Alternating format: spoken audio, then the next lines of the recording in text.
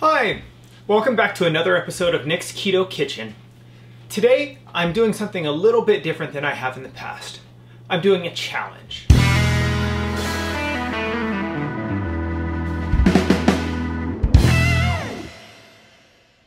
One thing that I have found in all my exploration of keto baking is that there's really not a great chocolate chip cookie recipe out there, or at least not that I've tried. But I've decided that today I'm going to take the challenge and see if I could find the best, or at least from amongst the best of the best that they're claiming. So today I've picked out 4 different recipes that all claim to be the best chocolate chip cookie recipe. And I'm going to test them out and I'm going to put them head to head together. And we're going to see what really stacks up. Now, all 4 of these recipes take very different approaches to how a cookie should be made. Really, the only common denominator amongst them all is that I'll be using these Lily's dark chocolate chips. Mostly just because they're the most readily available sugar-free chocolate chips, and I really like the way they taste. So that's going to be the only thing I'm going to have that's really the same amongst all of them. And we're going to proceed and see who really takes the cake. So we're going to jump right into it with our first recipe. So our first recipe comes from an Australian site. Now, I spent a couple years living in Australia myself, so I have a little special place in my heart for them, but I'm not going to let this sway anything here. I'm here strictly for the best cookie. But I do say that because the way they go about it is just slightly different than most recipes that I've tried. So, first thing I have is my butter. Now, it calls for the butter melted but not hot. So I melted it down, I've let it sit. Also, I've preheated the oven to 355 degrees. I believe that's just the way it translated over from Celsius. That and my sweetener here, and I'm going to cream those together.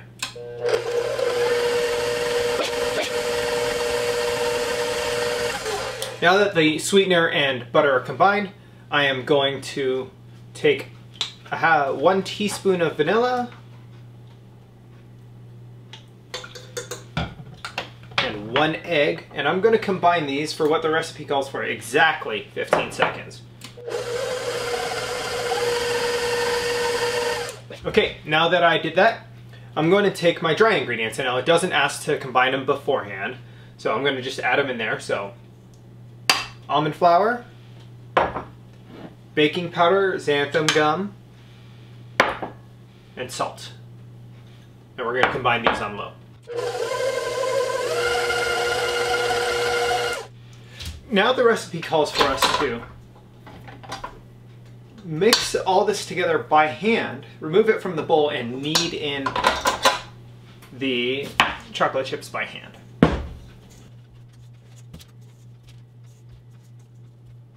Now, I don't think I've ever had a recipe call specifically to knead in the chocolate chips by hand, but maybe that's what I've been missing this whole time.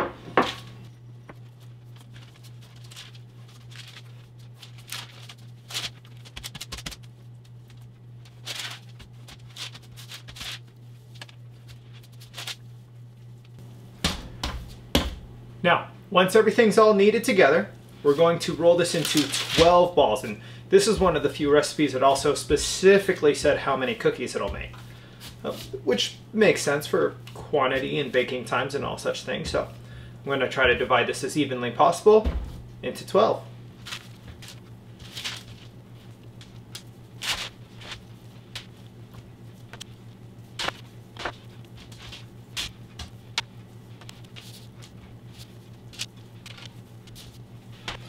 Now that I have it divided into 12 parts, rolled into balls, just like the recipe says, I'm going to throw this into the oven for 10 minutes, and then I'm going to let it rest. We'll see how it goes. So recipe number 1 is now out of the oven, and a couple of things that I've noticed with this particular recipe. First of all, at the 10 minutes that was described in the recipe, they were still completely round, doughy balls. So I flattened them out and basically gave it another 10 minutes until I just started getting some nice browning color on there. And they look more or less like chocolate chip cookies now. So I'm going to let these cool, and I'm going to start recipe number 2, and we'll go from there. A couple things to note as I start the second recipe is, first of all, it's the smallest recipe out of all four. And second of all, is it doesn't give great detail on any particular thing. Well, like many of the websites that I explore, there's a big story about why they did it. The recipe itself is fairly lacking. So I'm making a couple assumptions here, and we're going to go from there. So again, this is an almond flour based recipe, and it just states mix together dry ingredients. So almond flour, we're using a powdered sweetener in this one, a little baking powder and salt, and I'm assuming right now we're going to put the chocolate chips in. It said mix all the dry ingredients, and no point anywhere does it say to add them separate. So that's a little different. We're going to mix these well. It does state that because you don't want to bite into a big clump of baking powder, which I've done, it happens. Then it states to mix in the wet ingredients. Now, the wet ingredients in this are going to be a little bit of milk of your choice, and I use almond milk when I bake, vanilla, and coconut oil. And part of the lack of detail here is that it doesn't specify refined or unrefined coconut oil, and it doesn't specify if it should be liquid or solid. Now, I could only just not even think about how awful this would be to try to mix in solid, unrefined coconut oil. But unrefined is what I have, so I've melted it. It's still pretty cool, and I'll combine that in. So there's my almond milk.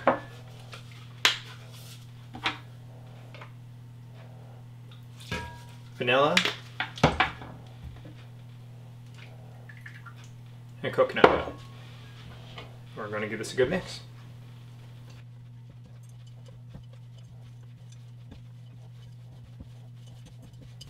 Now I have this all mixed together, and like I said, this is the smallest recipe, and as like I said before, I haven't tried these recipes before, so honestly, this could make 2 decent sized cookies.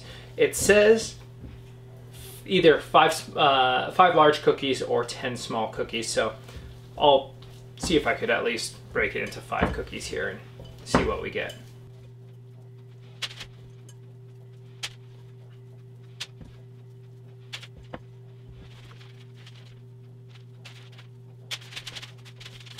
Okay, it states put them in balls and then shape them as cookies. I'm assuming that means flatten them out, as you do with most keto cookie recipes.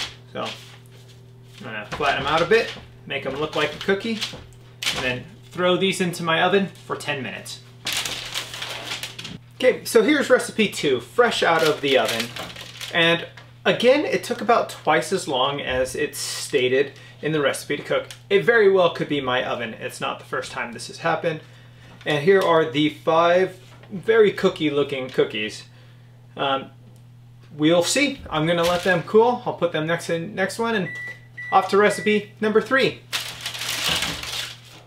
Okay, so recipe number 3, I will admit, is not just a pure chocolate chip recipe, but it's one that it piqued my interest. This is a sea salt caramel chocolate chip. So it's gonna have its own flavors here. And like the other recipes, it's doing everything completely different than the others.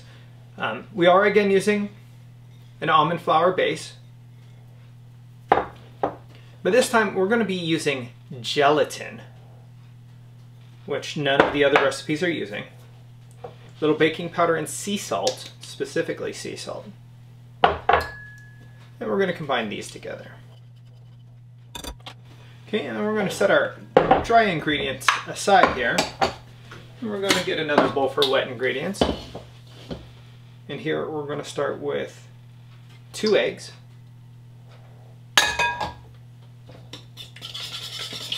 Which we'll beat. And then a teaspoon each of vanilla extract. And caramel extract. Now, the caramel extract does have a little bit of sugar, but it is a very little bit for a fairly decent sized recipe. Also, it's not something I was able to find at my local grocery store. I will admit I live on a small island, and our local grocery stores are fairly limited. But I will just advise you, might not be something that you're able to find everywhere. So we're going to go from there, and we're going to beat in sugar-free maple syrup, or maple flavored syrup. Now this was a whole different sweetener than any other recipe I've ever used. And while I did happen to have some on hand, it's worthy to note it is considerably more expensive than just using a monk fruit or erythritol sweetener. I'm also using some unrefined melted coconut oil. Unlike the last recipe, this one's quite specific about that there. When those are all well combined, we're going to take our wet ingredients and combine them into our dry ingredients.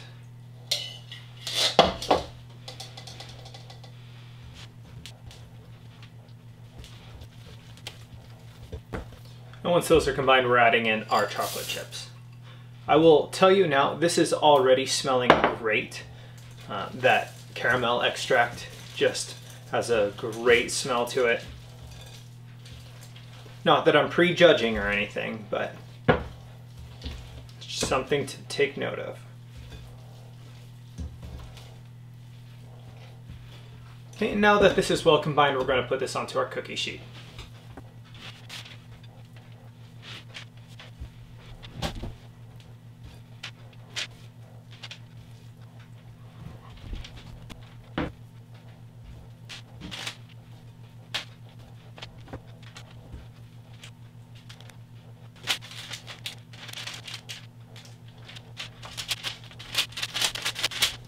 Now that I have all these on the tray, into the oven, 10 to 12 minutes. Now recipe 3 is out of the oven, but unlike the other 3 recipes, these aren't done here. We actually now need to take a little bit of flaky sea salt, and I'm using San Juan Island's own San Juan sea salt, and sprinkle it over. And the recipe doesn't really specify how much, so I'm just going to do what looks good, I suppose. But besides this little detail, this recipe is actually fairly detailed and gives a good description of what it wants. As for bake time, it was on the higher end of what they specified. It said 10 to 12 minutes. I think it took 14 or 15 to get these to a nice brown. And I made 15 very large cookies here. I could have probably stretch this out to even 18, but I wanted to keep it to one pan. Okay, there we go, all salted. Now we're going to let these cool, and we're off to recipe number 4. Okay, now we're on to recipe 4 here. We're going to start by taking 2 eggs, 2 teaspoons of vanilla,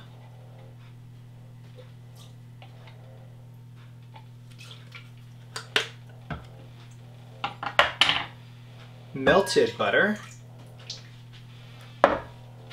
and some heavy whipping cream. And we're going to whisk this all together. Now that that's all mixed together well, we're going to mix in our almond flour, granular sweetener, and salt.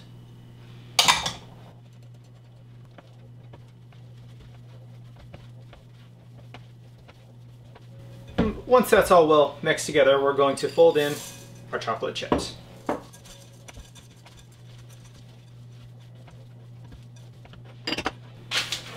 Now we're going to take our dough, make it into 1-inch balls, and place them on our baking sheet.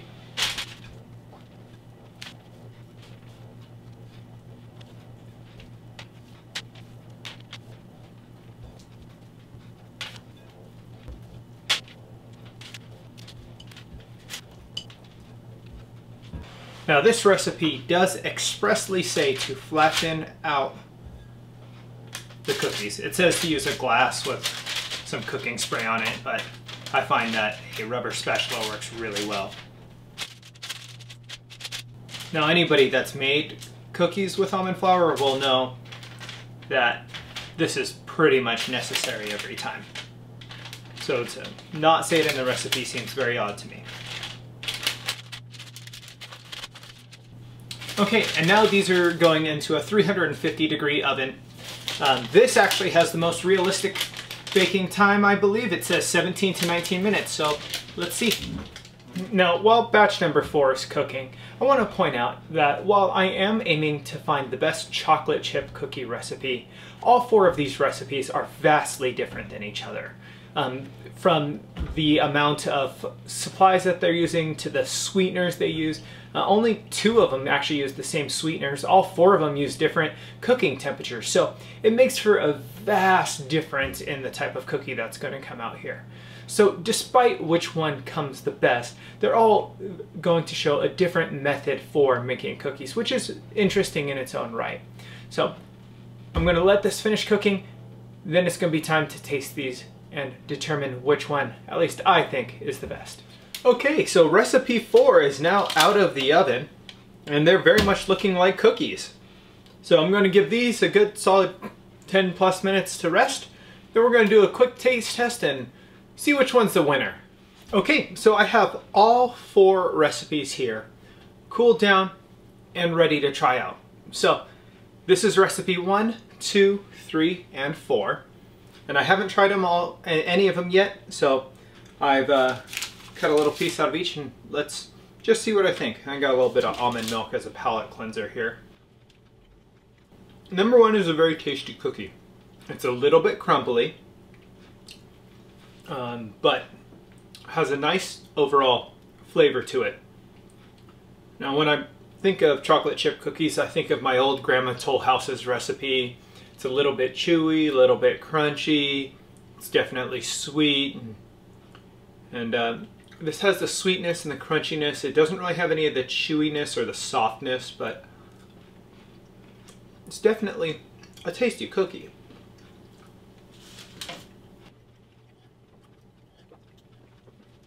Definitely want to get all the flavor out before I move on to my next one here. Recipe number 2, even before biting into it, I could see it's going to be a little bit denser, but let's give it a bite.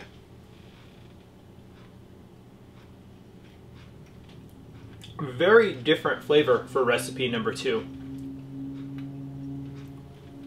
It's still a tasty cookie, but it's a little softer and more moist than 1. 1 was a little crumbly, and this one has a very different flavor, but still a tasty cookie. I still like it. The density of chocolate chips in this recipe is not quite as high as I like. And, well, it's good flavor. It's not the same flavor I usually associate with chocolate chip cookies.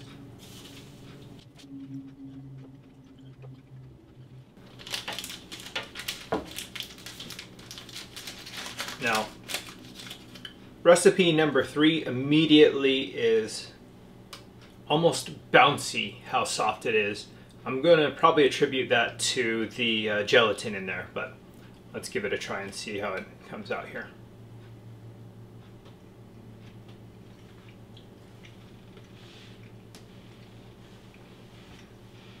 I'm definitely tasting that maple in there and the caramel. And the sea salt really brings up the flavor. Now this is a delicious cookie.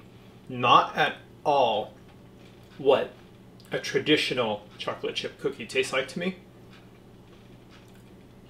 But it's rich, it's moist, and it has that slight contrast of the sea salt, which is just something that really stands out. And this is a great, great cookie. Cookie number 4 is by far the most dense, just picking it up and seeing how thick it is.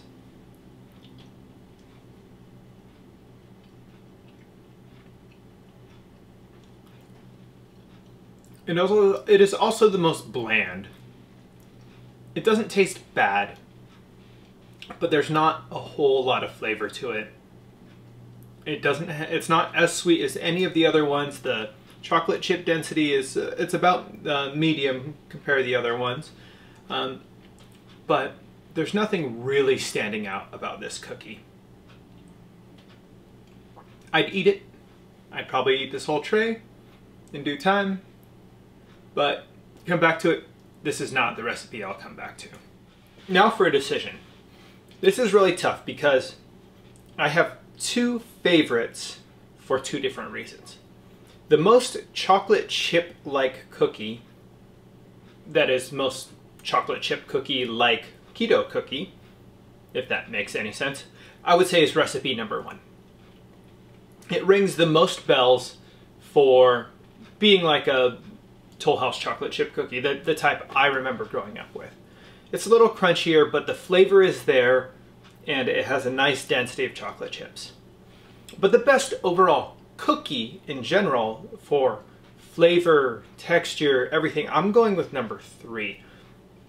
It's soft, it's moist, it has a great contrast of sweet and salty. And this is definitely one I will be making again. Number 2 was a fine cookie. There was nothing wrong with it. The batch size was miserably small. I never make this few cookies. If I'm making cookies, usually it's a couple dozen for friends, family, gatherings, this type of thing. I'd have to quadruple or more this recipe. And recipe 4, it was pretty bland. I'll probably never make that one again. But there was nothing really wrong with it. But let's not just take my word for it. I'm going to get some friends involved. Let's see what they think. Okay, tell me. Okay, everyone just tell me your favorite. That's all.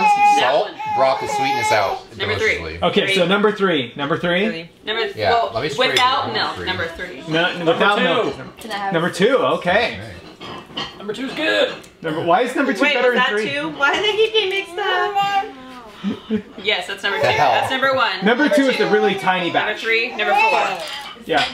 4 is my second favorite. It's partly because of texture. It tastes. I mean, The texture too is cookie. okay. They almost taste like milk cookies.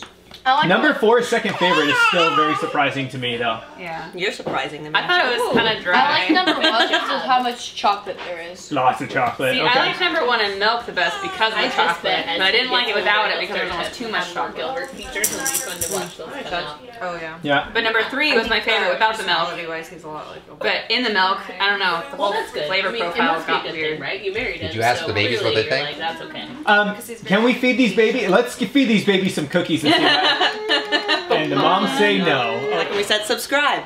Ding. Yeah, that's it. Click the bell icon to get notifications. Smash that subscribe. Smash it! Yeah. We're gonna use every YouTube channel. And then we're gonna put a link here. Or down there. Or right here. Yeah. We're gonna put a comment in the description down here That about box these there. cookies. Click subscribe. Okay. You know I'm going to use this for my end screen now. I'm just going to put all those chunks. If you want to watch another video, click here. For instant ketosis. On 3, stare at the camera. 1, 2, 3.